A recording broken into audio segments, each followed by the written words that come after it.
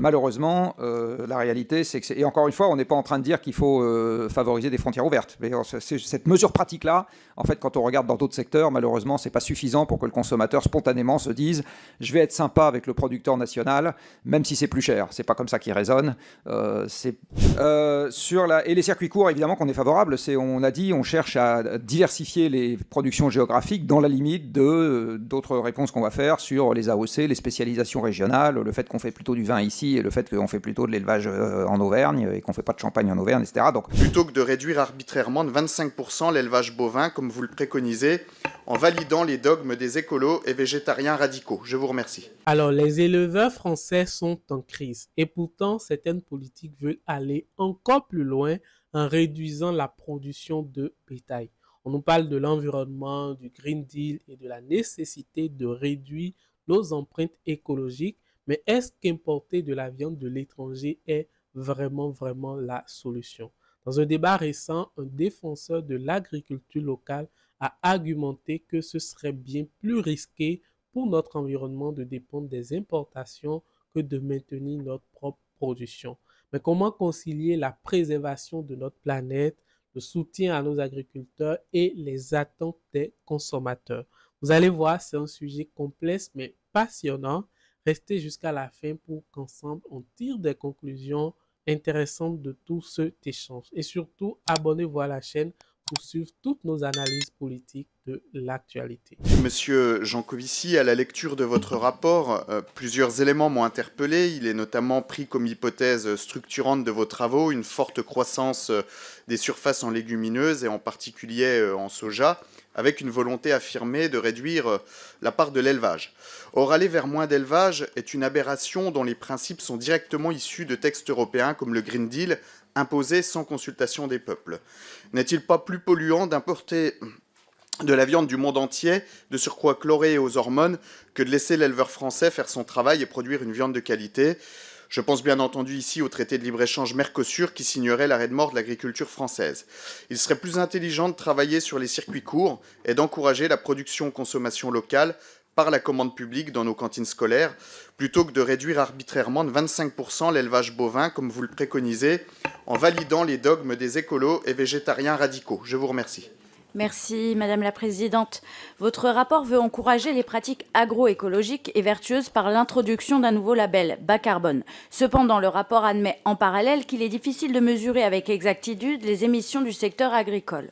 En conséquence, ce nouveau label sera donc inefficace et facilement détourné à des fins marketing, à la manière du label commerce équitable.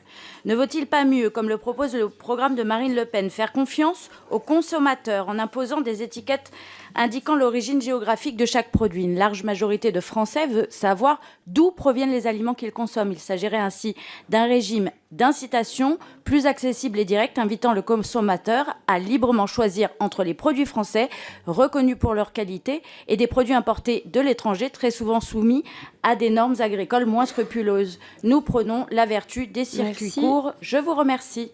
Alors la deuxième question qui a été posée sur les circuits courts, l'élevage, etc. Je rappelle encore une fois que nos propositions ralentissent le rythme actuel, naturel, de décapitalisation du cheptel bovin. Je rappelle qu'elles ralentissent ce rythme. C'est-à-dire qu'actuellement, c'est moins 2,7% par an, la diminution des têtes dans le cheptel bovin, pour des raisons qui n'ont rien à voir avec le sujet environnemental, parce qu'être éleveur, il faut se lever à 5 heures tous les matins, pas de week-end, pas de vacances, pas de machin, pas de ceci, pas de cela, que ça fait partie des professions agricoles qui sont les moins rémunérées en termes de valeur ajoutée par exploitation, etc. Donc c'est d'abord ça la raison, et c'est pas d'abord le fait qu'il y a des gens qui veulent manger moins de viande ou qui achètent moins de fromage. C'est d'abord cette raison-là, et j'insiste, notre rapport n'est pas un rapport anti-élevage. Ce n'est pas un rapport anti-viande, et c'est un rapport dans lequel le rythme de baisse du cheptel bovin, c'est un rapport pro-climat, ça oui, on l'assume, et c'est un rapport dans lequel le rythme de baisse du cheptel bovin en France est moins élevé que le rythme qu'on enregistre actuellement. Voilà, j'insiste vraiment là-dessus. Et les circuits courts, évidemment qu'on est favorable. On a dit, on cherche à diversifier les productions géographiques dans la limite d'autres réponses qu'on va faire sur les AOC, les spécialisations régionales, le fait qu'on fait plutôt du vin ici et le fait qu'on fait plutôt de l'élevage en Auvergne et qu'on fait pas de champagne en Auvergne, etc. Donc, enfin voilà, dans la limite de la spécialisation régionale des productions, on fait plutôt des fruits dans le sud-ouest. Enfin bon, bref, on est tout à fait favorable à la diversification des productions pour justement optimiser les circuits logistiques à l'aval. Sur la protection aux frontières, je vais être très bref, on a déjà répondu, donc là je pense que c'est pas la peine d'y revenir. Sur l'étiquette concernant l'origine géographique, alors à nouveau, bonne idée sur le papier, sauf qu'il y a d'autres secteurs dans lesquels on voit que ça marche moyen. Si je prends la mode par exemple, vous avez sur tous les produits made in, c'est made in ailleurs l'essentiel du temps, ça n'a pas empêché l'industrie textile française de disparaître. Voilà. Donc, est-ce qu'une étiquette, c'est suffisant pour garantir la protection aux frontières? Malheureusement, non. Est-ce que c'est une mauvaise idée de le faire? Non, c'est toujours une bonne idée de le faire. Mais est-ce que c'est ça qui va permettre d'avoir un résultat unique? Malheureusement, la réalité, c'est que... Et encore une fois, on n'est pas en train de dire qu'il faut favoriser des frontières ouvertes. Mais cette mesure pratique-là, en fait, quand on regarde dans d'autres secteurs, malheureusement, c'est pas suffisant pour que le consommateur spontanément se dise « je vais être sympa avec le producteur national, même si c'est plus cher ». C'est pas comme ça qu'il raisonne. On peut considérer que c'est malheureux, mais c'est comme ça. Alors, faut-il continuer à privilégier nos producteurs locaux ou céder aux pressions de l'importation de viande?